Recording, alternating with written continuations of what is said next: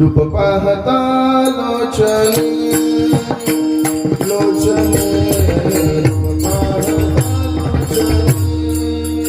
लोचनी रूप पाहता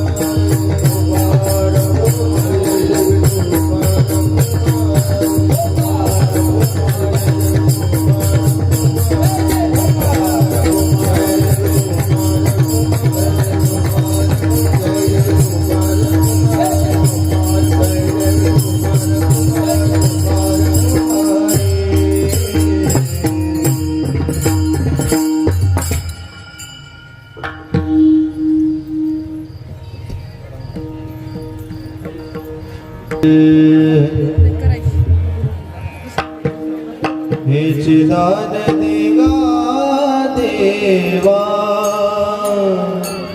देवा हेचे दान देगा देवा देवा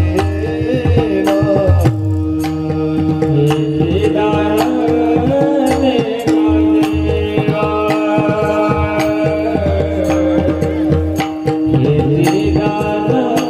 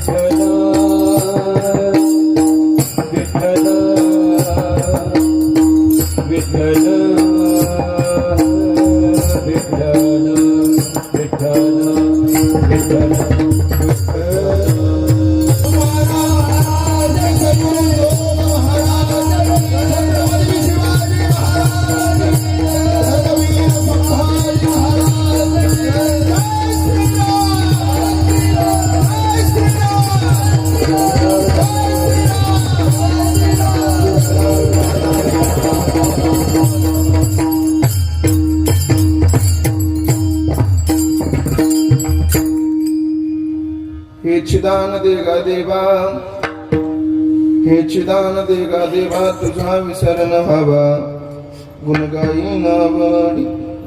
हेची माझी सर्व जोडी, न लगे मुक्ती धन संपदा, संत संग देई सदा.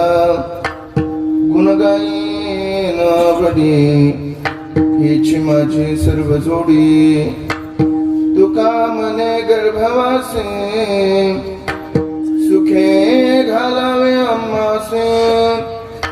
गुण गाई नावडी, हेची माझी सर्व जोडी.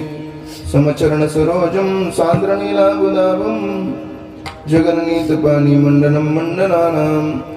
तरुण तुलसीमाला कंदरम कंजनेत्रम, सदैवलहासं विठ्ठलं चिंतयामि. पांडुरंगा करू प्रथम मन, पांडुरंगा करू प्रथम मन. दुसरे चरण संताचिया, त्यांच्या कृपादाने कथेचा विस्तारू. बाबाजी सद्गुरु दास तुकाजयांचे केलिया स्मरण. होय सकळ विद्येचे अधिकरण, तेची वन दुसरे चरण श्री गुरूंचे ते नमस्कारून. आता ओम नमो ज्ञानेश्वरा, ओम नमो ज्ञानेश्वरा. करुणा करा दयाळा, तुमचा अनुग्रह लादलो पावन झालो चराचरी. मस्तक हे पायावरी, या वारकरी संतांच्या सेवे लागे सेवक झालो. तुमच्या लागलो निज चरणा. हे चिदान देगा देवा, तुझा तुझा विसरण भावा गुण गायेन आवडी हेची माझी सर्व जोडी. प्रस्तुत प्राप्त प्रसंगी प्राप्त स्थळी चिंतन रूपी सेवेसाठी निवडलेला अभंग.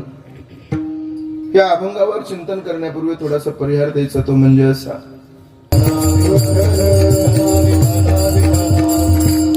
लहान लहान बाल गोपाळ मंडळी ज्या संस्थेतले त्या संस्थेसाठी एकदा टाळ्या वाजवा. माऊली वारकरी शिक्षण संस्था आळंदी कपळशी केरळा. वा, केरळा माऊली वारकरी शिक्षण संस्थेमधील हे सगळे विद्यार्थी आहेत, त्यांनाही धन्यवाद देतो. आणि कीर्तनाला सुरुवात आहे. सर्वांगाचे कान करून कीर्तन ऐका. विनंती एवढीच आहे, माझ्या कीर्तनात 2 नियम पाळा. पहिला नियम म्हणजे तुमच्याकडे कितीही लाखाचा मोबाईल असला तरी सायलेंट मोडवर ठेवा. आणि दुसरा नियम म्हणजे तुमचं कितीही नवसाचं लेकरू असलं तरी 1-2 तासापुरतं सांभाळा. विडाला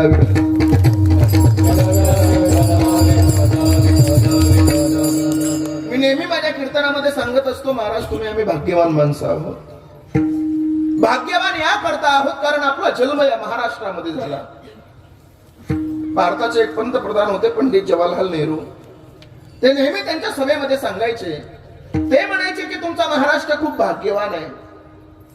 एका पत्रकारानं चलता चलता त्यांना प्रश्न विचारला, का हो साहेब, का आमचा महाराष्ट्र भाग्यवान आहे? त्यावेळेस त्यांनी फार सुंदर उत्तर दिलं. ते म्हणले, तुमचा महाराष्ट्र या करता भाग्यवान आहे कारण या भारत देशामध्ये जेवढे संत जन्माला आले नाही तेवढे संत तुमच्या महाराष्ट्रामध्ये जन्माला आले.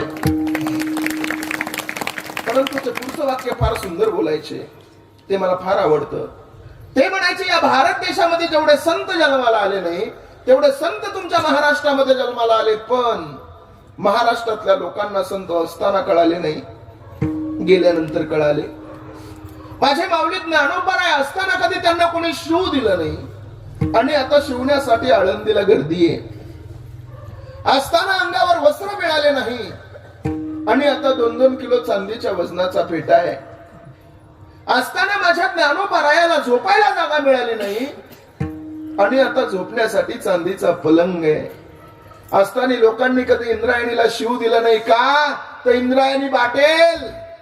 आणि आता समाधीला पंचामृताची अंघोळ आहे आणि ते पंचामृत ठेवण्यासाठी तांब्या पितळाची भांडी नाही, तर चांदीची घागर, चांदीचं गंगालय, चांदीचं पंचपळ आणि चांदीची पंचारती आहे. असताना मुलं 2-2, 2.5 किलोमीटर अंतरावर माधुकरीसाठी गेली तर दगडा विटा मातीशिवाय त्यांना कधी काही मिळालंच नाही. आणि आता त्याच मुलांच्या दर्शनासाठी 2-2, 2.5 किलोमीटर अंतरावर रांगा आहे. असताना या समाजाने माझ्या ज्ञानोबारायाला खापर मिळू दिलं नाही आणि आता सोन्याच्या ताटात नैवेद्य. असताना शिवलं की पाप होत होतं, असताना शिवलं की पाप होत होतं आणि आता त्यांना शिवल्यावर माझं पाप निघून जात आहे म्हणून त्यांना शिवण्यासाठी आळंदीला गर्दी आहे. असताना या समाजाने माझ्या ज्ञानोबारायाला आई आणि बापाचं प्रेम मिळू दिलं नाही. आता संपूर्ण जगाची मायबाप माझी ज्ञानराज माऊली झाली. असताना या पैठणला न्याय मिळू दिला नाही आणि आता आपल्यावर अन्याय झाला की आपण न्याय मागण्यासाठी आळंदीला जातो. असताना माझी माऊली पहिल्यांदा पंढरीला निघाली तर अनु आणि पायानं माझ्या माऊलीनं पंढरीची वारी केली. अरे पाय उन्हामध्ये भाजत होते म्हणून वडाची पानं पायाला बांधली आणि पहिली पंढरीची वारी माझ्या ज्ञानोबारायानं केली. आणि आता माऊली पंढरीला निघाली तर सोन्याच्या पादुका चांदीच्या पालखीत आहेत. चांदीची पालखी चांदीच्या रथात आहे आणि चांदीच्या रथाला बैलजोड कोणाचा झुंपायचा म्हणून निलाव आहे आणि निलावामध्ये ज्याचा नंबर येईल त्याची बैलांसकट आळंदीमध्ये मिरवणूक आहे. काय दिलं बोला या समाजानं साधू संताला. असताना दिलं काय, असताना दिला तो त्रासच ना. मुक्ताबाईला भूक लागली म्हणून मुक्ताबाईने सांगितलं, दादा आळंदीमधून काहीतरी खायला घेऊन या. दादा ज्ञानोबाराय सिद्ध बेटामधून आळंदीमध्ये आले. मुक्ताबाईच्या पोटासाठी लोकांच्या दारात जाऊन भिक्षा मागितली. भिक्षान देई, भिक्षान देई म्हटल्या बरोबर लोकांनी ज्ञानोबारायाचा आवाज ऐकला आणि धडाधड दरवाजे बंद करून घेतले. आणि काय म्हणले माहितीये ज्ञानोबारायाला, हे ज्ञाना, अरे संन्यासाची लेकरं आहेत रे तुम्ही. अरे बाटली आमची आळंदी, बाटली आमची इंद्रायणी, चालते व्हा आळंदीमध्ये, बंदी आहे तुम्हाला. अरे आला कशाला तू आळंदीमध्ये? ज्या ज्ञानोबारायानं आपल्याला हरिपाठ दिला, ज्या ज्ञानोबारायानं आपल्याला ज्ञानेश्वरी सारखा ग्रंथ दिला, अजूनही त्या ज्ञानोबारायाच्या दरबारामध्ये गेले तर रिकाम्या हाताने कोणी माघारी येत नाही. त्या ज्ञानोबारायाला लोकांनी एका टायमाचं अन्न मिळू दिलं नाही. एखाद्या बाईला मया आली दया आली ओंजळभर पीठ ज्ञानोबारायाच्या झोळीत टाकलं तर ज्ञानोबाराय ते ओंजळभर पीठ झोळीतलं काखेमध्ये झोळी अडकून सिद्ध बेटाकडे निघाले होते ना, त्यावेळेला तो विसोबा खेचर पुढे आडवा आला आणि काय म्हणला माहितीये विसोबा, अरे संन्यासाची पोर आहेत तुम्ही, आला कशाला आळंदीमध्ये, अरे काय चालवलंय काय त्या झोळीमध्ये. ज्ञानोबाराय पुढे आले म्हणले काका ओंजळभर पीठ चालवले हो काका पुन्हा नाही येणार तुमच्या आळंदीत मी काका मुक्ताबाईसाठी चालवलंय काका, भूक लागली हो माझ्या बहिणीला काका, जाऊ द्या काका मला. अहो काका निवृत्तीनाथ दादासाठी नाही चाललो काका मी, काका पुन्हा नाही येणार तुमच्या आळंदीमध्ये कधी काका, ओंजळभर पीठ चालवलंय जाऊ द्या ना काका. नाही आली दया त्या विसोबाला. घोड्यावरून खाली उतरला विसोबा खेचर, ज्ञानोबारायाच्या काखेतली झोळी काढून घेतली आणि त्या झोळीतलं पीठ जमिनीवर टाकून तेवढ्यावर थांबलं नाही तर आपल्या पायतानानं माती मिक्स केलं. त्या काळातल्या आळंदीतल्या लोकांनी माझ्या ज्ञानोबारायाला एका टायमाचं अन्न मिळू दिलं नाही ना, आज तीच आळंदीतली लोक ज्ञानोबारायाची आरती केल्याशिवाय त्यांना 2 टायमाचं जेवण मिळत नाही. एकदा आळंदीला जा. मी रोज माझ्या कीर्तनातून ज्ञानोबाराय लोकांच्या हृदयापर्यंत पोहोचवण्याचं काम करतोय, कारण मला आलेला अनुभव आहे, मला आलेली अनुभूती आहे, तीच मी लोकांपर्यंत पोहोचवण्याचं काम करतोय. एकदा आळंदीला जा माझ्या दादानो. ज्ञानोबारायाच्या दरबारामध्ये गेल्याच्या नंतर रिकाम्या हाताने कधी ज्ञानोबाराय तुम्हाला माघारी पाठवणार नाही. एकदा आळंदीमध्ये जा.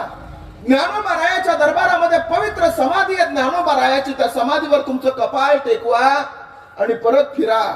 तुमचं प्रारब्ध तुमचं नशीब बदलल्याशिवाय राहणार नाही. असं म्हणतात की माणूस जन्माला आल्याच्या नंतर 5व्या दिवशी सटवी त्याच्या कपाळावर त्याचं प्रारब्ध लिहिते. असं म्हणतात माणूस जन्माला आल्याच्या नंतर 5व्या दिवशी सटवी त्याच्या कपाळावर त्याचं प्रारब्ध लिहिते. पण तेच कपाळ जर तुम्ही ज्ञानोबारायाच्या समाधीवर टेकवलं ना तर सटवीने लिहिलेलं प्रारब्ध सुद्धा बदलवण्याची ताकद माझ्या ज्ञानोबारायाच्या समाधीमध्ये.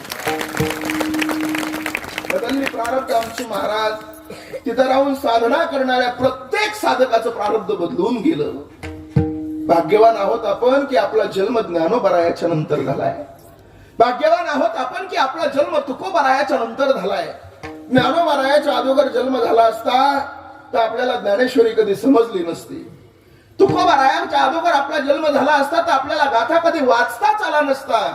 आणि छत्रपती शिवरायांच्या अगोदर आपला जन्म झाला असता तर आपल्याला हिंदू म्हणून कधीच जगता आलं नसतं.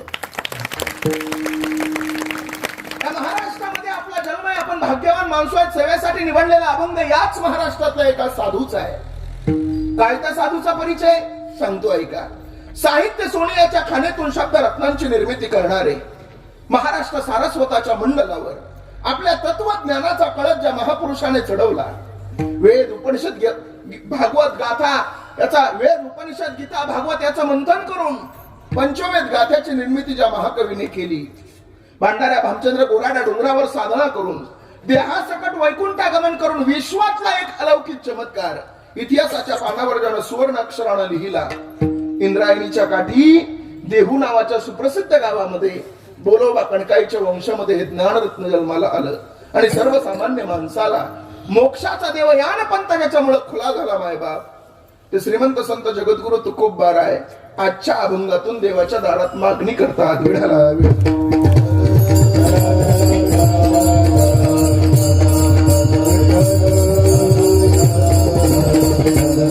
अभंग 4 चरणाचा अत्यंत महत्वाचा आहे, अत्यंत सुंदर आहे, सगळ्यांच्या परिचयाचा, सगळ्यांच्या पाठातला आहे. या अभंगामध्ये जगद्गुरु तुकोबाराय देवाच्या दरबारामध्ये मागणी करतात. जगद्गुरु तुकोबाराय म्हणतात, हे देवा, जर एवढ्या दिवसच्या माझ्या भक्तीवर तू प्रसन्न असशील, एवढ्या दिवस झाला मी साधना करतो, या साधनेवर या नामचिंतनावर तू प्रसन्न असशील आणि जर मला काही द्यायचंच असेल तर हेच दान दे की मला माझ्या जीवनामध्ये तुझ्या गुणाचा गुणानुवाद गात असताना तुझा विसर नाही पडला पाहिजे. हेच दान दे गा देवा आणि तुझा विसर न व्हावा. देवानं सांगितलं, तुकोबाराय हे दान जर मी तुम्हाला दिलं तर तुम्ही काय कराल? तुकोबाराय म्हणले, देवा, हे दान जर तू मला दिलंस तर मी माझ्या जीवनामध्ये तुझ्या गुणाचं गुणानुवाद आवडीनं गाईन, गुण गाईन, आवडी. बस याच्या पलीकडे काही मला मिळवायचं नाही, जोडायचं नाही, प्राप्त करायचं नाही. ह्याची माझी सर्व जोडी. देवानं सांगितलं तुकोबाराय दुसरा काहीतरी मागा. अहो धन मागा, मुक्ती मागा, संपा काहीतरी दुसरा मागा ना. तुकोबाराय म्हणले धन आम्हाला नको, मुक्ती आम्हाला नको, कारण ती मुक्ती अगोदरच आमची बायको आहे. तुका म्हणे मुक्ती परनेली नवरी आणि आता दिवसचारी, किंवा तुका म्हणे आता आणि आम्ही मुक्तीची या माथा. देवा आम्हाला ती मुक्ती नको, आम्हाला तुझं धन नको, काही नको, आम्हाला फक्त संताचा संग पाहिजे. संत संग देई सदा. देवानं सांगितलं तुकोबाराय एवढं सगळं मी तुम्हाला द्यायला तयार आहे, पण हे सगळं सुख तुमच्या पदरामध्ये टाकत असताना छोटस गर्भवासाचं दुःख तुम्हाला भोगावं लागेल, चालेल का? तुकोबाराय म्हणले देवा अरे एवढं सगळं सुख माझ्या पदरात टाकत असेल तर छोटस गर्भवासाचं दुःख भोगायला मला काही अडचण नाही. महिला मंडळ उदाहरणार्थ खरं सांगा, चोरी चांगली का वाईट? माझी भाषा तर कळते ना तुम्हाला, भाषेत काही फरक वाटत नाही ना? हे बघा भाषेत पण फरक आहे म्हणून विचारलं. त्या लातूरची भाषा थोडी वेगळी आहे. एकदा कीर्तनाला तास 2 तास लवकर गेलो, तिथले सरपंच उपसरपंच सगळे माझ्याकडे आले आणि मला म्हणले महाराज बऱ्या झाल्या तुम्ही लवकर आल्या. म्हणलं गडबडीत मी साडी घालून तर नाही ना गेलो, तेवढ्यात कळालं इकडची भाषाच असली. हे बघा माझ्या प्रश्नाची उत्तर देत चला. मी काय तुम्हाला लय अवघड कीर्तन सांगत बसणार नाही.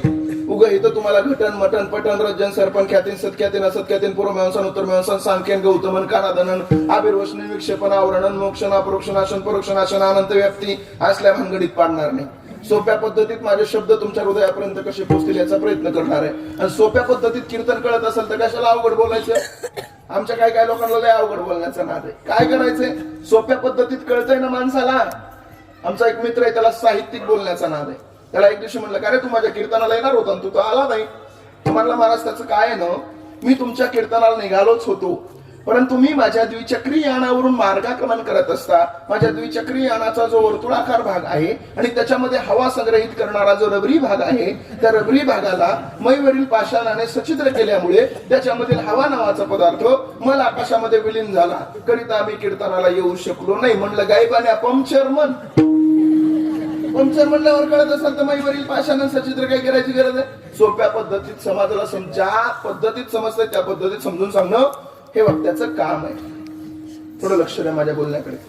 तुम्हाला सगळ्यांना माझा प्रश्न आहे, चोरी चांगली का वाईट? मोठ्यानं बोला ना. तुम्ही सगळ्या जणी म्हणल्या महिला मंडळ चोरी वाईट, पण झालं असं बघा, तुमच्या गावामध्ये एक दिवशी चोर आला. चोरानं तुमच्या शेजारचं घर फोडलं. त्या घरामधून त्यानं 10,000 रुपयाची चोरी केली. तेवढ्यावर त्याचं समाधान झालं नाही म्हणून चोर तुमच्या घरी आला. तुमच्या घरी आल्यावर त्यानं तुमचं कपाट पाहिलं. त्या कपाटाला उघडलं, त्याच्यातलं लॉकर फोडलं आणि त्या लॉकर मधून चोरानं तुमची 5,000ची चोरी केली. चोर निघून गेला. तुम्ही म्हणला चोरी वाईट आहे. तुम्ही म्हणला चोरी वाईट आहे. 100% चोरी वाईट आहे. कारण ज्या वेळेला तुम्ही उठलात, कपाटाच्या समोर गेलात, कपाट उघडलेलं पाहिलं तर त्या कपाटामध्ये 5,000 रुपयाची चोरी झालेलं तुमच्या लक्षात आलं. तुम्हाला प्रचंड दुःख झालं. एवढं दुःख झालं की त्या 5,000 विषयी तुम्हाला आठवायला लागलं, हे 5,000 रुपये किती कष्टाने कमवले होते बाई मी. एवढे कष्ट लागले होते हे 5,000 रुपये कमवण्यासाठी. रोज कपडे धुताना 100 काढून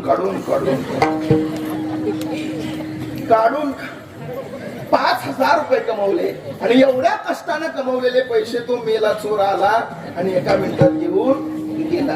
तुम्हाला प्रचंड दुःख झालं महिला मंडळ, कारण चोरी वाईट आहे. पण तेवढ्यात तुमची नजर तुम्ही झोपलेल्या पलंगावर गेली. त्या पलंगावरती तुम्हाला एक गाठोडं दिसलं. तुम्ही धावत त्या गाठोड्याच्या जवळ गेलात. ते गाठोडं सोडून पाहिलं तर त्या गाठोड्यामध्ये अगोदरच्या घरी जे 10,000 चोरानं चोरी केले होते तो गडबडीमध्ये तुमच्या पलंगावर विसरून निघून गेला होता. आता सांगा चोरी चांगली का वाईट? मान हलवू नको बाई, आता वाईट म्हणते पण तेव्हा चांगली आहे तुला. ज्या वेळेला तुमचे 5,000 रुपये चोरीला जातात त्यावेळेला तुम्हाला प्रचंड दुःख आहे, पण 10,000 रुपये मिळाल्याच्या नंतर तेवढा आनंद तुम्हाला सुद्धा कुठे मिळणार नाही. अर्थात तुकोबाराय म्हणतात देवा 10,000 रुपयाचं सुख मला मिळत असेल तर 5,000चं दुःख भोगायला मी तयार आहे.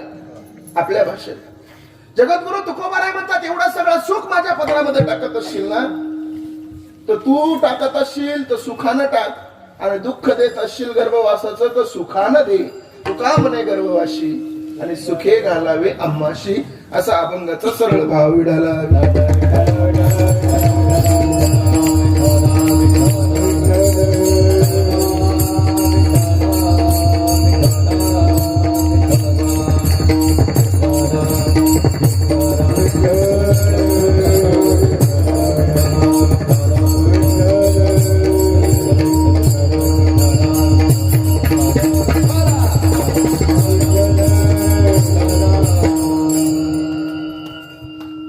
मंडळ, जगद्गुरु तुकोबाराय सांगतात, तेव्हा तू जस त्या गर्भवासाच्या दुःखाला घालणार असशील तर सुखानं घाल. आजच्या अभंगातून जगद्गुरु तुकोबाराय देवाकडे मागणी मागतात. तसं पाहायला गेलं तर या जगामध्ये एकही माणूस असा नाही की तो मागत नाही. प्रत्येक माणूस मागतो. आताही तुमच्याकडे मागण्याचंच वातावरण चाललेलं आहे. अर्थात आम्ही ज्या पक्षाकडून उभा आहे त्या पक्षाला तुमचं मतदान करा. मागणारे आहेत आताही, पण मला एक सांगा, मागणारा श्रेष्ठ का देणारा श्रेष्ठ?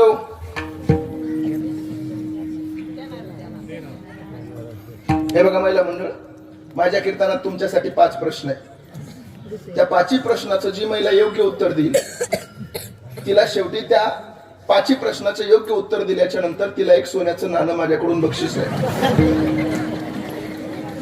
उत्तर दिल्याच्या नंतर तिला समोर बोलून तिचा यथोचित असा सन्मान करण्यात येणार आहे. मग त्यामुळे तुम्हाला प्रश्न विचारतोय, त्या प्रश्नाची उत्तर मला योग्य द्यायची. माझा पहिला प्रश्न महिला मंडळ तुम्हाला आहे, मागणारा श्रेष्ठ का देणारा? मोठ्यानं बोला ना. देणारा श्रेष्ठ. तुम्ही सगळ्यांनी म्हणल्या देणारा श्रेष्ठ, पण देणारा श्रेष्ठ नाही तर मागणारा श्रेष्ठ आहे. कसा मागणारा श्रेष्ठ सांगतो ऐका. एक जण देवाच्या दारात गेला, देव त्याला प्रसन्न झाला. म्हणला बोल भक्ता तुला काय पाहिजे? तो म्हणला देवा उद्या भेट. घरी आला. घरी आल्याच्या नंतर त्यानं सगळ्यात अगोदर त्याच्या बापाकडे गेला. बाबा उद्या मला देव प्रसन्न होणार आहे, काय मागू देवाला? बापानं सांगितलं हे बघ, कोरोनाच्या काळामध्ये धंदा डबघाईला गेलेला आहे, मागता आलं तर 2-4 किलो सोनं मागून घे. आईकडे गेला. आईला म्हणलं अगं उद्या देव प्रसन्न होणार आहे, मला काय मागू देवाला?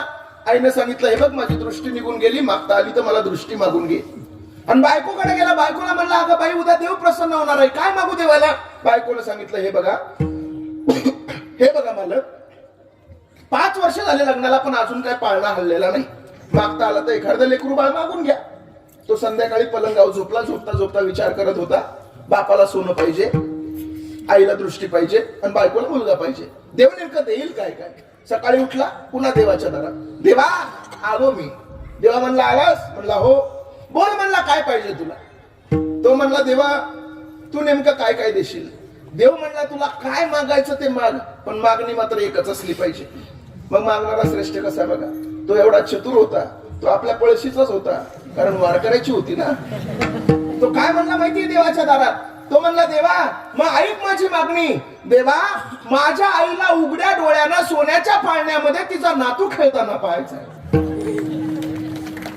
माझ्या आईला उघड्या डोळ्यानं म्हणजे आईला दृष्टी मिळाली, सोन्याच्या पाळण्यामध्ये म्हणजे बापाला सोनं मिळालं, आणि नातू खेळताना पाहायचं म्हणजे बायकोला मुलगा मिळाला. मग आता मागणारा श्रेष्ठ का देणारा?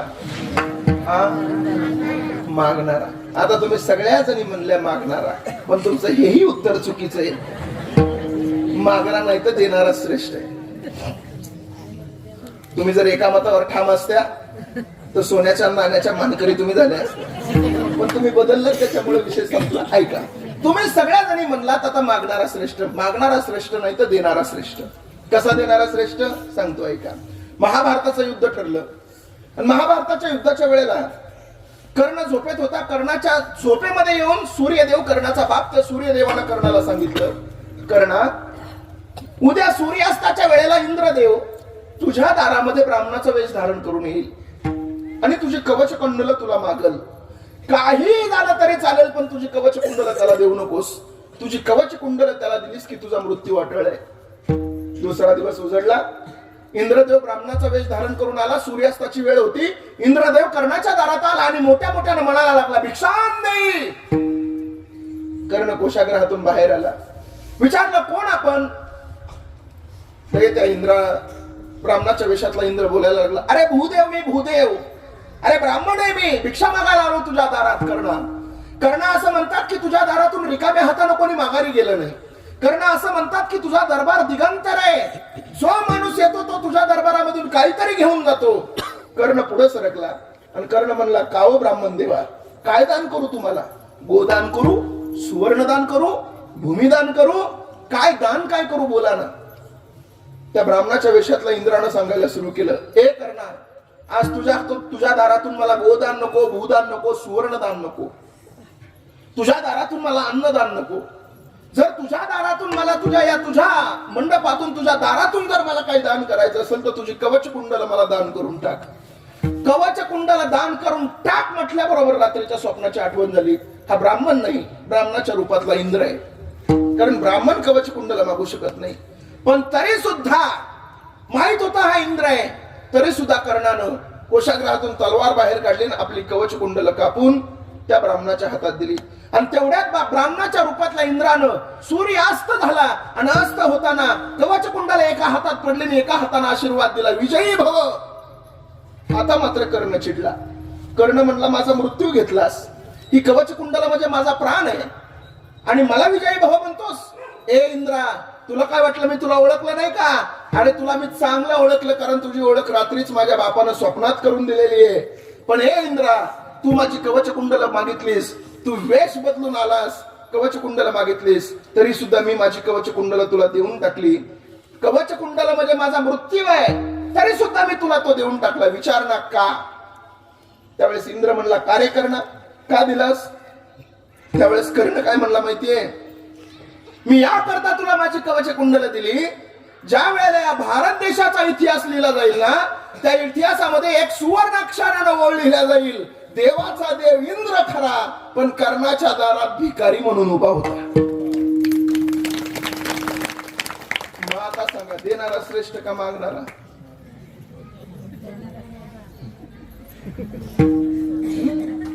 चलू द्या उजडूस तर देणारा मागणारा.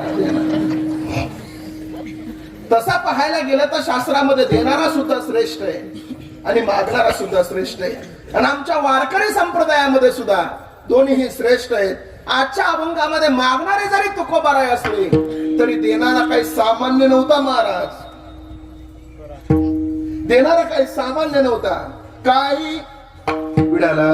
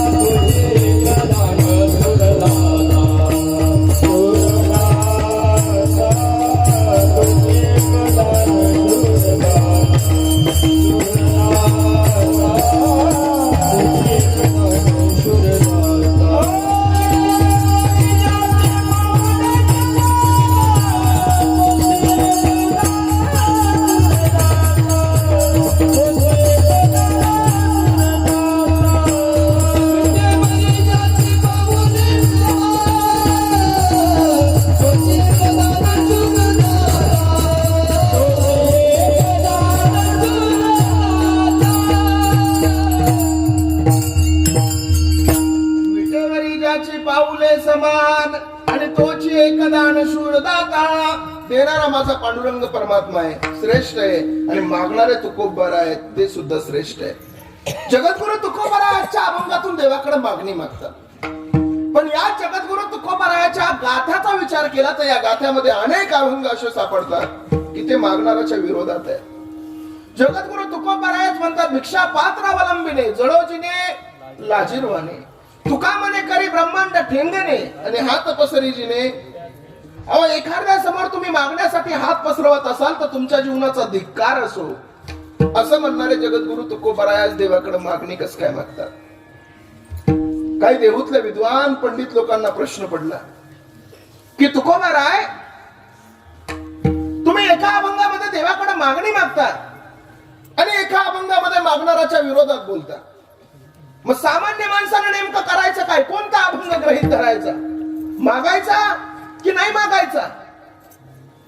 मला तर सरळ सरळ असं वाटतं की आपल्यासारख्या माणसानं देवाकडे कधीच काही मागू नये. कारण देवानं आपल्याला हा 3.5 हाताचा नरदेह फुकट देऊन टाकलेला आहे.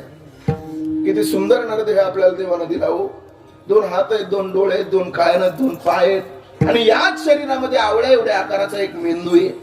आणि त्या आवळ्या एवढ्या आकाराच्या मेंदूमध्ये एक बॉबिन फिट केलेली आहे. बॉबिन हा शब्द तुम्हाला कळण्यासाठी देतो. त्या बॉबिन वरती एक बेल्ट चढवलाय. काय काम करतो तो बेल्ट?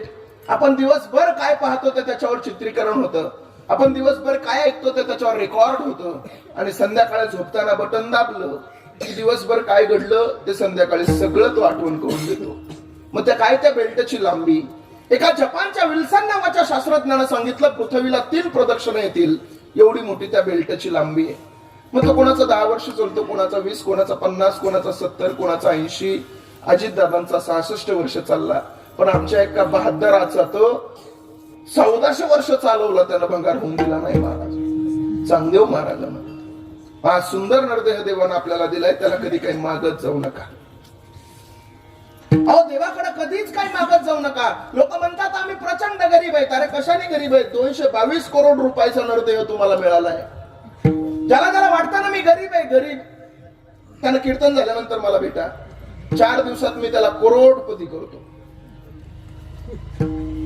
आपल्याकडे जादूची कांडी आहे. फिरवलं की माणूस करोडपती होतो. ज्याला ज्याला वाटतं मी गरीब आहे त्यानं कीर्तन झाल्याच्या नंतर भेटा. 4 दिवसात मी त्याला करोडपती करतो. त्याची फीस वेगळी लागेल. बरं जाऊ दे, तुम्हाला फुकट सांगतो, काहीच नाही. बघा, मी कीर्तन झाल्याबरोबर त्याला माझ्या गाडीत बसवतो. गाडी डायरेक्ट मुंबईकडे घेऊन जातो. मुंबईमध्ये माझा एक मित्र डॉक्टर आहे, किडनी स्पेशालिस्ट. त्याची एक किडनी काढून विकली तर 70 लाख रुपये मिळतात. दोन्ही वॉल काढून दिले तर 1.5 कोटी रुपये त्याला मिळतील. अहो, एवढे श्रीमंत आहेत आपण. देवानं एवढा सुंदर नरदेह आपल्याला दिलाय महाराज. हा नरदेह बरं देवाकडे मागण्यासाठी दिलाय का? हा नरदेह कशासाठी दिलाय? आयुष्याच्या साधने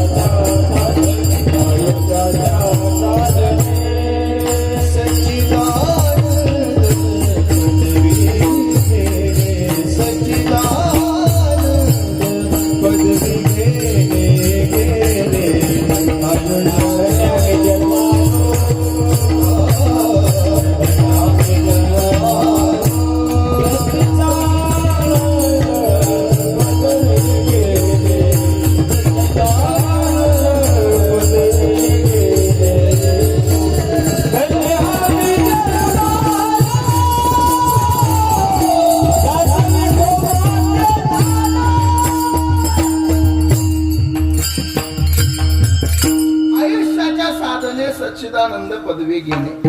हा नरदेह आपल्याला मिळालाय देवाचं भजन करण्यासाठी. देवे दिला देह भजना गोमटा आणि तो या झाला. हा सुंदर नरदेह आपल्याला त्याच्याकडे मागण्यासाठी मिळालेला नाही. माझ्या दादानं मिळालेल्या देवाला भोगण्यासाठी मिळालेला नरदेह आहे आपल्याला. देव मिळालाच आहे आपल्याला. आपण उगाच देवाच्या मागे चाललोय. सगळ्याची माफी मागून बोलू. वेल एज्युकेटेड सुशिक्षित शिकलेल्या पोरांना एकदा मला प्रश्न विचारला होता. तो पोरगा कीर्तन झाल्याच्या नंतर माझ्या गाडीला आडवा उभा राहिला. तो म्हणला महाराज का हो तुम्ही रोज देवाचं भजन करता? म्हणलं हो. रोज नामचिंतन करता? म्हणलं हो. रोज कीर्तन करता? म्हणलं हो. तो म्हणला मग तुम्ही जर रोज देवाचं भजन करता तर देव तुम्हाला कधी भेटला का? देव कधी तुमच्या स्वप्नात तरी आला का? त्याचा प्रश्न योग्य आहे बाबा. त्याचा प्रश्न चुकीचा नाही. माझं जाऊ द्या. इथं बसलेले तुम्ही माझ्यापेक्षा वयोवृद्ध माणसं आहात. पंढरपूरची वारी करणारी माणसं आहात. सांगा, तुम्हाला इतक्या दिवस झालं पंढरपूरची वारी करता, तुम्हाला कधी देव दिसला का? अहो, इथं प्रत्येक जण सांगाल की आम्ही देवाला पाहिलं नाही.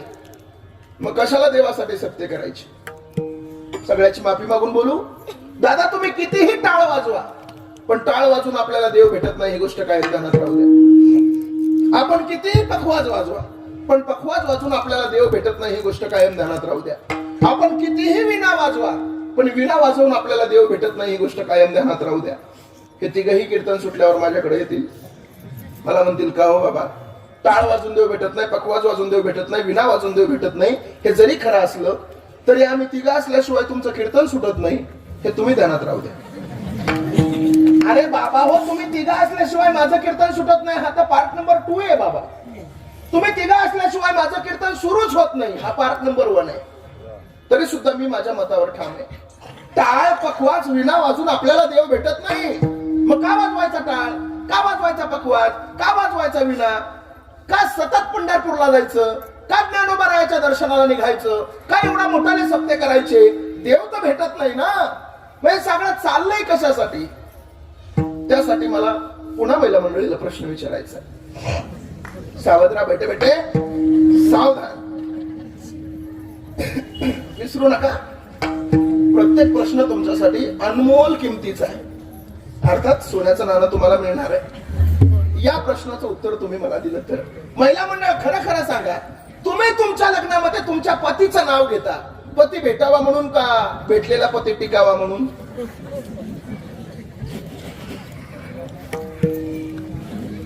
लग्न झालेत ना तुमचे? प्रश्न समजला नाही का? अहो, तुम्ही लग्नामध्ये पतीचं नाव घेता, पती भेटावा म्हणून का भेटलेला पती टिकावा म्हणून? भेटलेला पती कोण म्हणलं तिकडे सुटावा?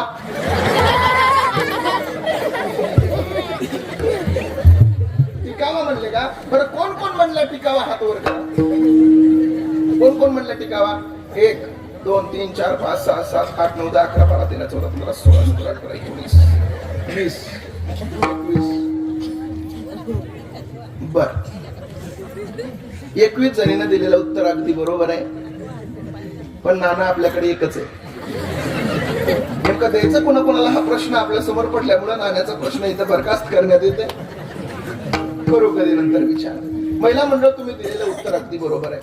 तुम्ही सगळ्या जणी म्हणलात की लग्नामध्ये तुम्ही पतीचं नाव घेता, पती भेटावा म्हणून. नाही तर भेटलेला पती अखंड तुमच्या संसारामध्ये घ्यायच्या ना. जुन्या आहे, जेवढ्या महिलांनी हात केला तेवढ्या जुन्याच येतात. नव्या पोरींनी हात नाही वर केले. 20 25 30 वर्षाच्या पोरींनी हात नाही वरती केले. 85 80 75 वर्षाच्या म्हातारीनंच हातवर केला. कारण यांच्या काळात पद्धत होती लग्नामध्ये, लग्न झालं की नवऱ्याचं नाव उखाण्यात लिहायचं. बरोबर की नाही? जुन्या काळात उखाणे असायचे का नाही? भारी भारी उखाणे होते जुन्या काळात. मला लई मोठे येते. एक सांगू का नमुना? सांगू का नको? बरं, जाऊ द्या, नको सांगू. बरं, सांगतो ऐका. पंढरपूरच्या वाळवंटामध्ये डोक्यावर तुळस घेऊन पांडुरंग परमात्म्याकडे एक बाई पाहत होती. किती सुंदर उखाणा घेतला तिनं बघा.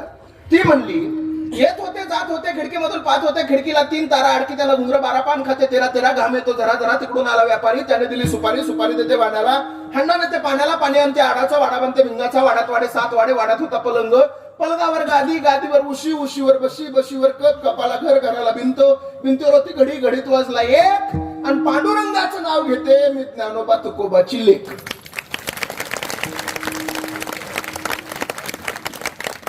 असे मला 130 येते. अजून एक सांगू का तुम्हाला? लय चांगलं येते, सांगू का? नको? बरं, जाऊ द्या, नकोच. सांगू? आहे तुमची इच्छा तर सांगतो. दादा महाराज तुमच्यावर घेतो. अहो, आधी केली बारशी पैठण केला. गेल्या वर्षी पैठणची माता कवर. पंढरपूरला जायची आवड. पंढरपूरला विठ्ठल रुक्मिणीचा जोडा. विठ्ठल रुक्मिणीच्या जोड्याची हवा पाहू कैकाडी महाराजाचा मठ पाहू. कैकाडी महाराजाच्या मठाला घालते मी वेडा. पुढे आला वाकडीचा वाडा. वाकडीच्या वाड्याला सोन्याची हलकी पुढा आली मुक्ताबाईची पालखी. मुक्ताबाईच्या पालखीला सोन्याचा तुरा. पुढे आला गोपाळपुरा. गोपाळपुरात जनाबाईचा खेळ. आता झाली आळंदीला जायची वेळ. आळंदीला थोडतर साधू संत. थोडतर साधू संतांची करते मी सेवा. पती म्हणतात माहूरला जावा.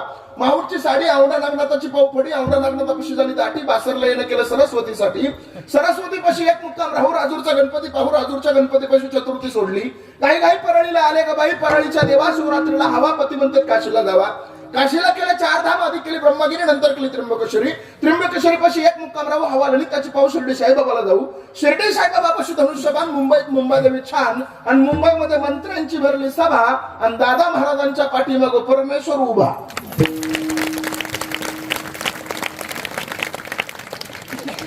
महाराज तुमच्या लग्नात तरी एवढं लागलं. हा जुना काळ चांगला होता महाराज. मला विश्लेषण करायला गेलं तर कमीत कमी 5 मिनिटं याच्यात गुरफटून बसेल मी. पण मी याच्याकडे जात नाही. माझा मुद्दा हा आहे महिला मंडळ, तुम्ही तुमच्या लग्नामध्ये तुमच्या पतीचं नाव घेता.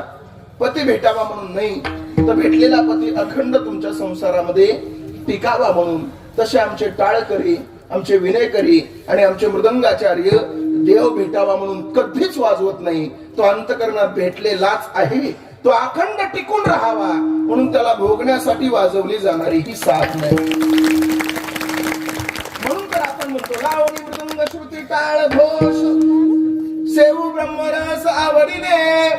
बर महाराज, मग समजलं महाराज हा देवाकडे मागण्यासाठी मिळालेला नरदेह नाही. मग काय देवाकडे तुकोबाराय मागतात? लोकांनी भांडण धरलं तुकोबाराया सोबत. अहो आम्ही नेमकं करायचं काय? मागायचं की नाही मागायचं? त्यावेळेला लोक म्हणले तुकोबाराय तुम्ही कसं काय मागता? एका बाजूने मागणाऱ्याच्या विरोधात बोलता आणि एका बाजूला देवाच्या दरबारात मागणी करतात. त्यावेळेला तुकोबाराय म्हणतात काही मागणे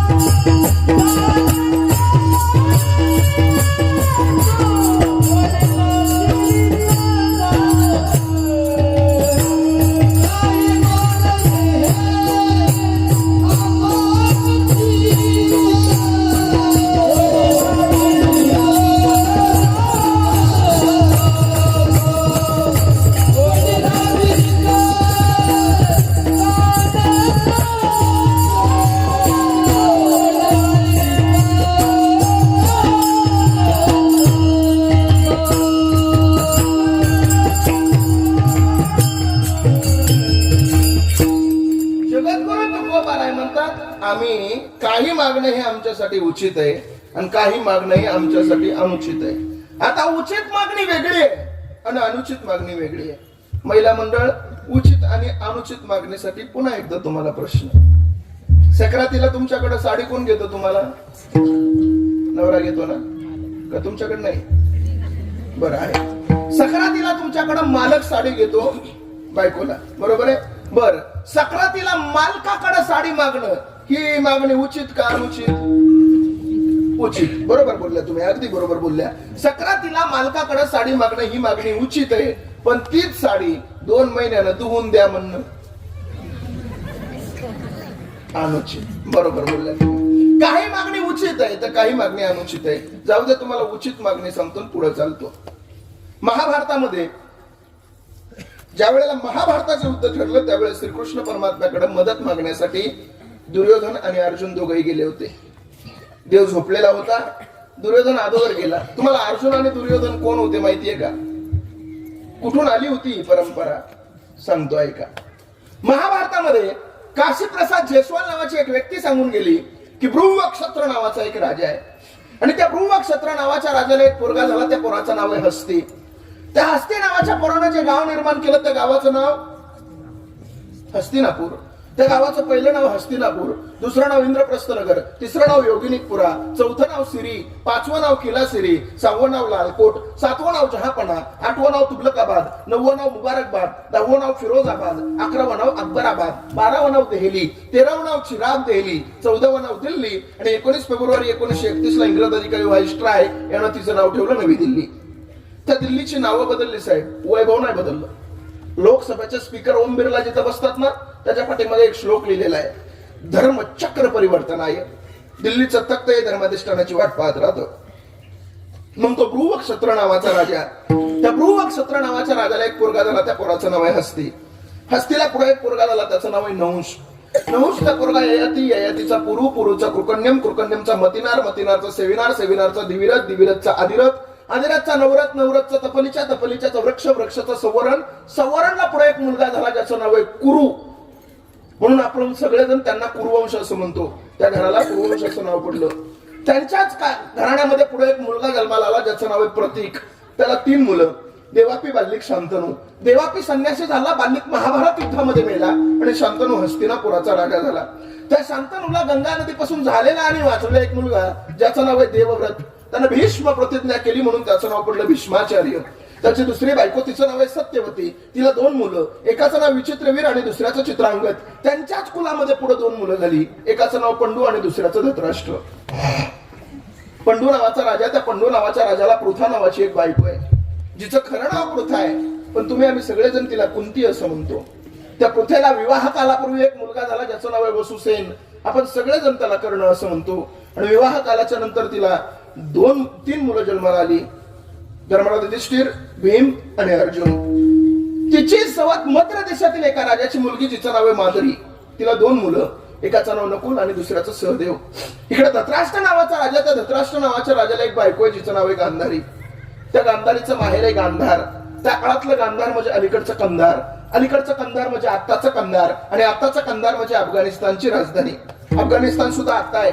1929 ला उपस्थान, नंतर उपस्थान, नंतर अफगाणिस्तान. 1985 सार्क परिषदेची स्थापना आणि 2002 सार्क परिषदेचा 8वा देश म्हणून अफगाणिस्तान भारताच्या पंक्तीला बसला. माझा मुद्दा तो नाही, माझा मुद्दा हा आहे, त्या गांधारीला 100 पुत्र झाले, तुम्ही सगळेजण त्यांना कौरव असं म्हणता. आणि त्या कुंतीला 5 पुत्र आहेत, तुम्ही सगळेजण त्यांना पांडव असं म्हणता. पंडू राजाला 5 पुत्र, पांडव असं म्हणता. त्या पंडू राजाच्या पुत्रांचा, पांडवांचा सरसेनापती होता दुर्योधन आणि कौरवांचा पांडवांचा सरसेनापती होता अर्जुन आणि कौरवांचा सरसेनापती होता दुर्योधन. महाभारताचं युद्ध ठरलं आणि दोघंही श्रीकृष्ण परमात्म्याकडे मदत मागायला गेले. देव झोपलेला होता. अगोदर दुर्योधन गेला, दुर्योधन देवाच्या डोक्यापाशी बसला. अर्जुन नंतर गेला, अर्जुन देवाच्या पायापाशी बसला. तुमच्याकडे झोपेतून उठल्यावर पाया बसला माणूस अगोदर दिसतो का डोक्या बसला? पाया बसला. देव झोपेतून उठले, समोर पाहिलं, अर्जुनाला पाहिलं. अर्जुना कधी आलास म्हणून प्रश्न विचारला. पण तेवढ्यात पाठीमाग डोक्यापाशी बसणाऱ्या दुर्योधनाला राग आला. दुर्योधन म्हणला, ए देवा, त्याच्या अगोदर मी आलोय, मला विचार ना कधी आलास.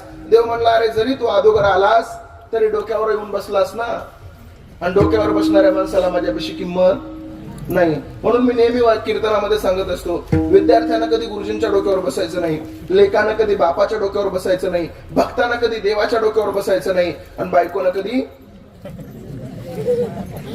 ते तुम्ही म्हणा, मी म्हणत नाही. अर्थात देवाला दोघालाही विचारलं, आलात कशासाठी? आता ऐका उचित मागणी, आलात कशासाठी? दोघंही समोर बसलेले, दोघंही म्हणायला लागले, महाभारताचं युद्ध ठरलंय. देव म्हणला, मला माहिती आहे, मग तुझ्याकडे मदत मागायला आलो. देव चतुर आहे, चतुरा तो शिरोमणी येतो. देवानं दोघांच्या समोर 2 विकल्प ठेवले. देव म्हणला, एका बाजूला माझं 56 कोटी यादव सैन्य लढल आणि एका बाजूला मी एकटा लढल. ज्या बाजूने मी लढल त्या बाजूने हातामध्ये शस्त्र घेणार नाही, अस्त्र उचलणार नाही, 4 चांगल्या गोष्टी सांगल. बोल दुर्योधना, अगोदर आलास, काय पाहिजे तुला? तो म्हणला, देवा तू नको मला, तुझं 56 कोटी यादव सैन्य देऊन टाक मला. 56 कोटी यादव सैन्य दुर्योधनाला देवानं दिलं. हातामध्ये पान आणि सुपारीचा विडा उचलला दुर्योधनानं. राजदंडाची एक पायरी उतरत उतरत मोठ्यानं हसत बाहेर निघत चालला आणि जाताना म्हणायला लागला की हस्तिनापुराच्या गादीचा मी मालक होणार. आता माझा विजय कोणी रोखू शकत नाही, कारण देवाचं 56 कोटी यादव सैन्य माझ्या सोबत आहे. देव अर्जुनाकडे पाहिलं, अर्जुना तुला काय पाहिजे रे?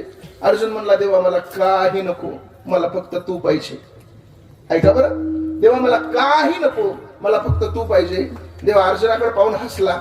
देव अर्जुनाकडे पाहून हसला. अर्जुन म्हणला, हे देवा का रे माझ्याकडे पाहून हसला? देव काय म्हणला माहितीये? अर्जुन, अरे हार तो तेरी पक्की है, तू सदा रहेगा उदास. अर्जुन, हार तो तेरी पक्की है, तू सदा रहेगा उदास. अरे माखन तो दुर्योधन ले गया, तेरे पास बचा खाली छास. पण तो अर्जुन होता, त्याची मागणी योग्य होती. तो म्हणला, भगवान जीत तो मेरी ही होगी. अरे भगवान जीत तो मेरी ही होगी, दास रहता है कभी उदास. अरे भगवान जीत तो मेरी ही होगी, दास रहता है कभी उदास. अरे माखन से क्या लेना मुझे, माखन चोर है मेरे पास. आणि त्याच परंपरेतले तुकोबाराय आहेत. ते तुकोबाराय म्हणतात, माझी सुद्धा मागणी उचित आहे, ती उचित मागणी अभंगाच्या पहिल्या चरणात. हे चिदान देगा देवा, चिदान देगा देवा.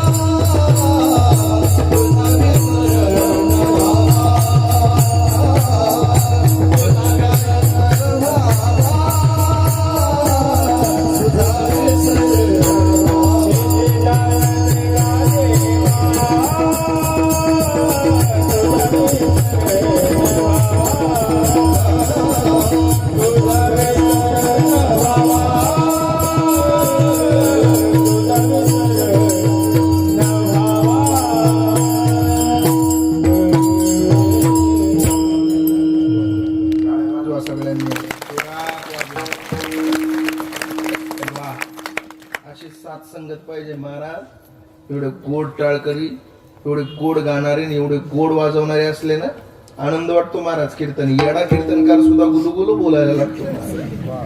खरं सांगतो, गायकाची आणि वादकाची साथ पाहिजे कीर्तनाला. नाही तर कधी कधी टाळकऱ्यांची साथ एवढी वाईट भेटते आम्हाला, त्याच्यापेक्षा कोरोनाची बरी वाटते. माझ्या काल्याच्या कीर्तनात एकदा अभंग घेतला होता मी. रंगनी रांगत गुलगुला बोलत, रंगनी रांगत गुलगुला बोलत.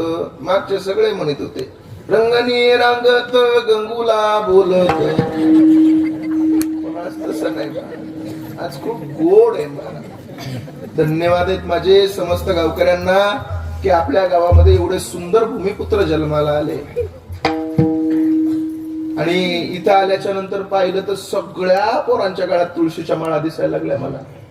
ज्या ग्रुपनं जय श्रीराम मित्र मंडळानं माझं कीर्तन घेतलं, त्या मित्रमंडळाचा प्रत्येक सदस्य त्याच्या गळ्यात पवित्र तुळशीची माळ आहे.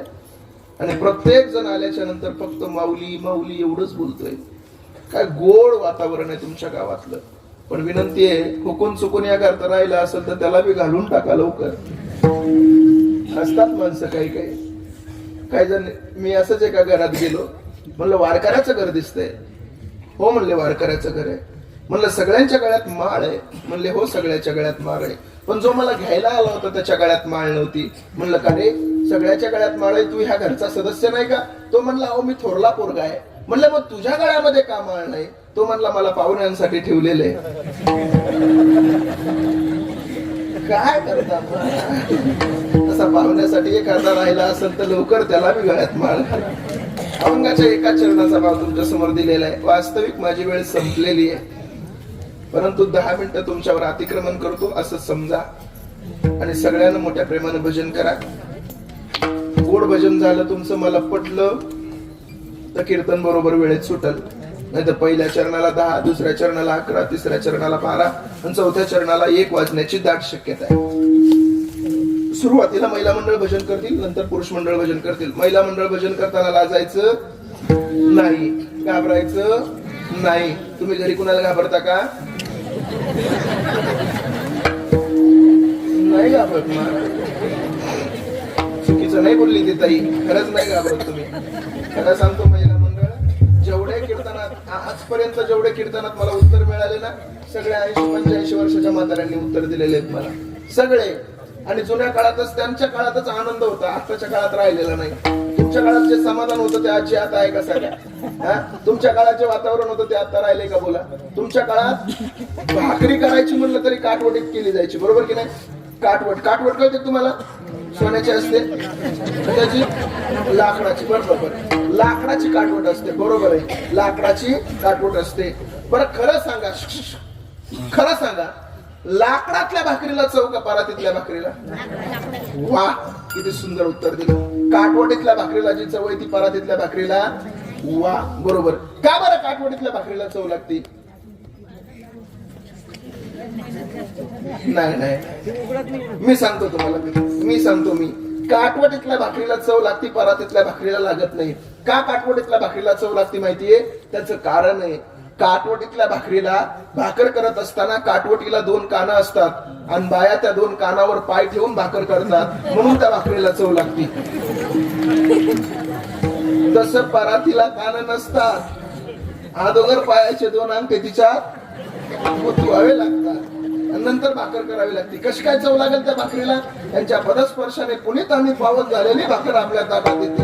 कशी काय चव लागेल? बरं जाऊ द्या. महिला मंडळ सगळ्यांना म्हणा, फक्त महिला. बघू महिलांचा आवाज जास्त येतोय का पुरुषांचा जास्त येतोय? बघू. हा, सगळ्यांना म्हणा, नामदेव जनाबाई. वा वा वा वा वा. अजून थोडं जोरात म्हणा, नामदेव जनाबाई.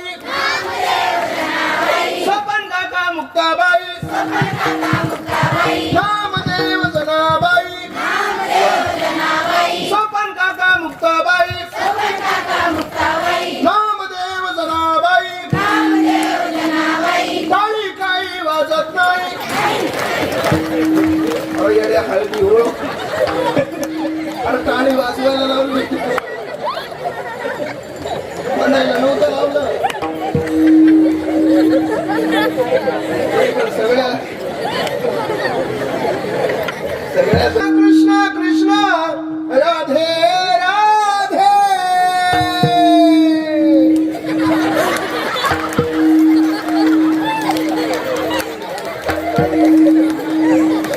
वर्षाचा तुम्ही विचार केला का 1865 दिवस होतात, 1800 काहीतरी मिनिमम पुढे काहीतरी होतात, 5 वर्षाचे 1800 काहीतरी दिवस होतात.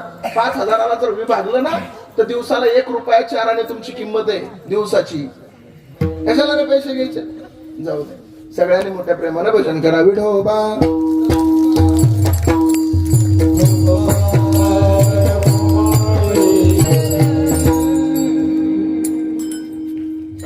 अभंगाच्या एका चरणाचा भाव तुमच्या समोर दिलेला आहे. सरळ भाव सुरुवातीलाच मी तुम्हाला सांगितलेला आहे. झाली माझी वेळ संपलेली आहे. फक्त जाता जाता एक गोष्ट सांगतो तुम्हाला. जीवनामध्ये ज्या वारकरी संप्रदायाबद्दल तुम्हाला प्रेम आहे ना, ज्या वारकरी संप्रदायाची तुम्ही साधना करताय ना, तुमच्या गावाचं नावच वारकऱ्यांची पळशी आहे ना, तर या वारकरी संप्रदायासोबत एकनिष्ठ राहा. या वारकरी संप्रदायासारखा महान संप्रदाय आपल्याला कुठं पाहायला मिळणार नाही. एक सांगू तुम्हाला, तुमचा हात दुखला तर तुम्हाला हाताचा आराम करता येतो, तुमचा पाय दुखला तर तुम्हाला पायाचा आराम करता येतो, तुमचं डोकं दुखलं तर तुम्हाला डोक्याचा आराम करता येतो, पण तुमचं हृदय दुखलं तर तुम्हाला हृदयाचा आराम करून चालत नाही. कारण हृदयानं आराम केला की तुमच्या शरीराची राख होते. पायाच्या नखापासून तर डोक्याच्या केसापर्यंत सगळ्यांना आराम करू द्या, पण हृदयाला कधी आराम करू देऊ नका. कारण हृदयानं आराम केला की तुमच्या शरीराची राख होईल.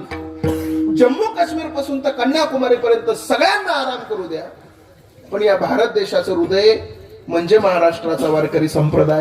या वारकरी संप्रदायाने कधी आराम, कारण हृदयानं आराम केला की शरीराची राख होते, आणि संप्रदायानं आराम केला की हिंदू संस्कृतीची राख व्हायला वेळ लागणार नाही. ही गोष्ट प्रत्येकानं ध्यानात ठेवा. हिंदू संस्कृती, हिंदू धर्म जोपासण्याचं काम आमचा वारकरी संप्रदाय करतो.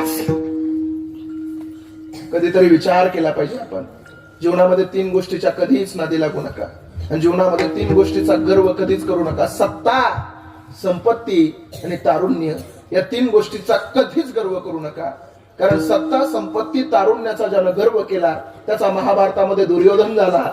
आणि सत्ता, संपत्ती, तारुण्य असून सुद्धा तुकोबारायाचं 2 तास बसून कीर्तन ऐकलं, त्यांचा इतिहासामध्ये छत्रपती शिवाजी राजा झाला.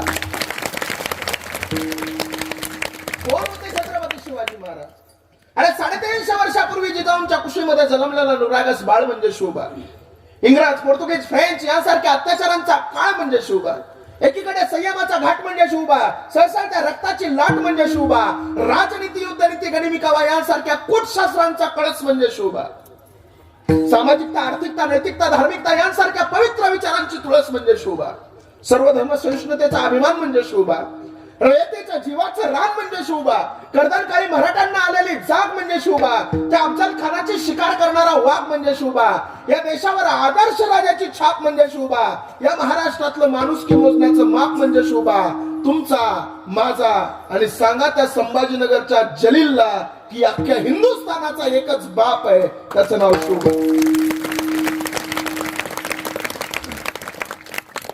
खासदार झालेला आजपर्यंत ज्यांच्या भरोशावर निवडून आलेला तो सय्यद जलील, तो म्हणतो आम्ही छत्रपती संभाजीनगरला छत्रपती संभाजीनगर नाही म्हणणार तर औरंगाबादच म्हणणार. अरे वेडा आहे तू.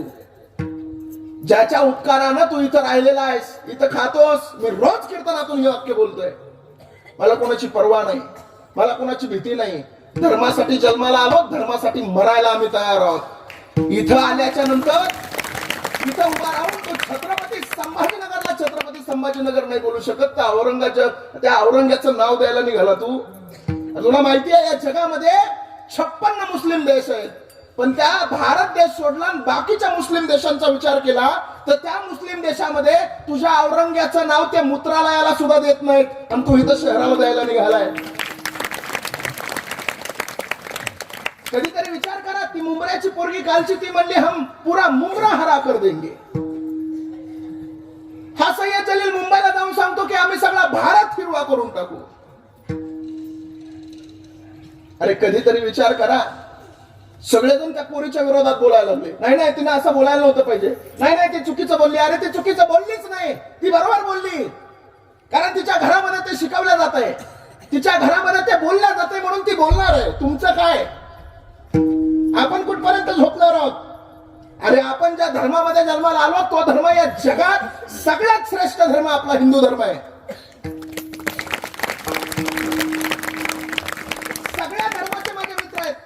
धर्माचा विरोधक नाही, मुस्लिम धर्माचा माझा मित्र आहे, ख्रिश्चन धर्माचा माझा मित्र आहे, जैन धर्माचा माझा मित्र आहे, माझे सगळे मित्र आहेत.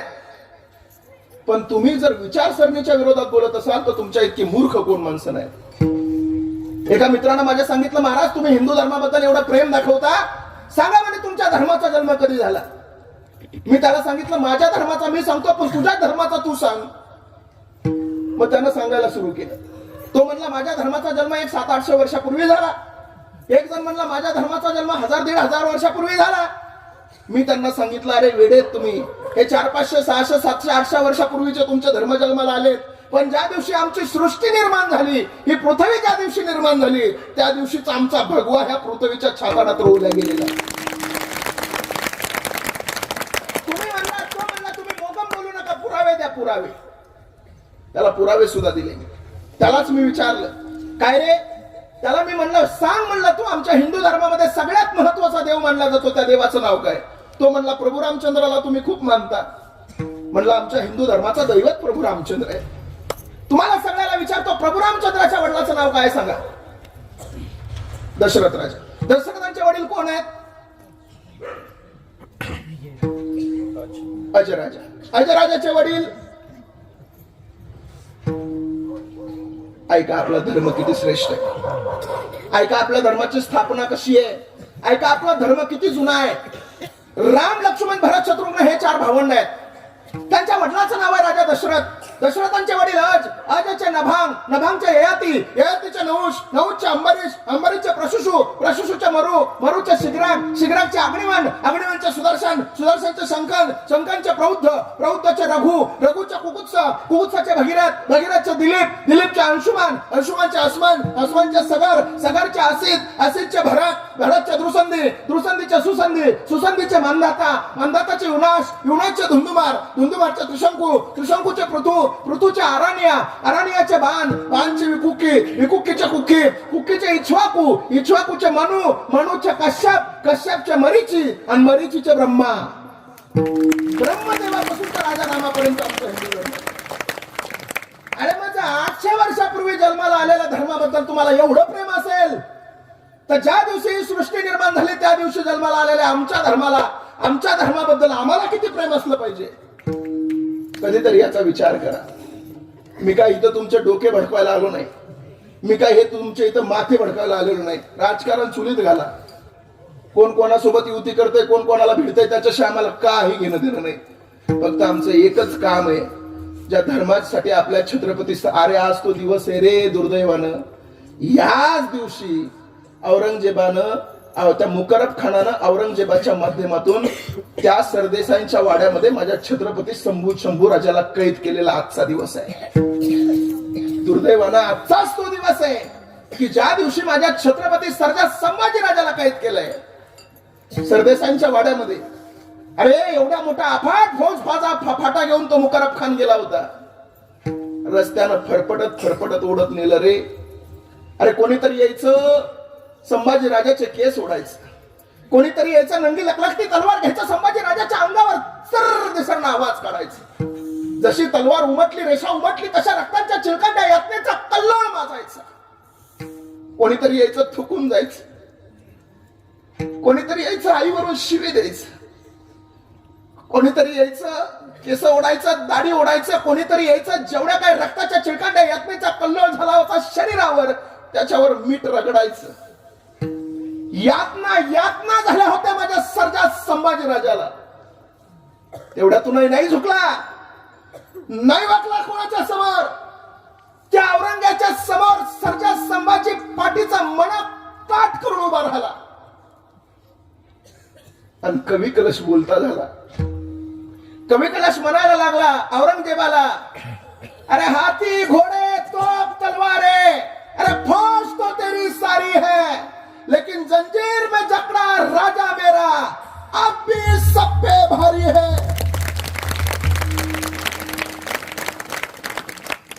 तोच आजचा दिवस आहे ज्या छत्रपती संभाजी राजानं धर्मासाठी बलिदान केलं ना. कमीत कमी त्या छत्रपती संभाजी राजाची आठवण काढून तरी धर्म जिवंत ठेवा, एवढीच माझी तुम्हाला जाता जाता विनंती आहे.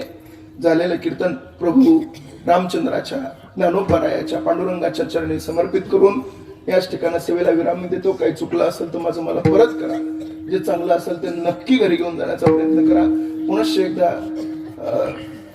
जय श्रीराम मित्र मंडळानं मला अहो, झालं ते तर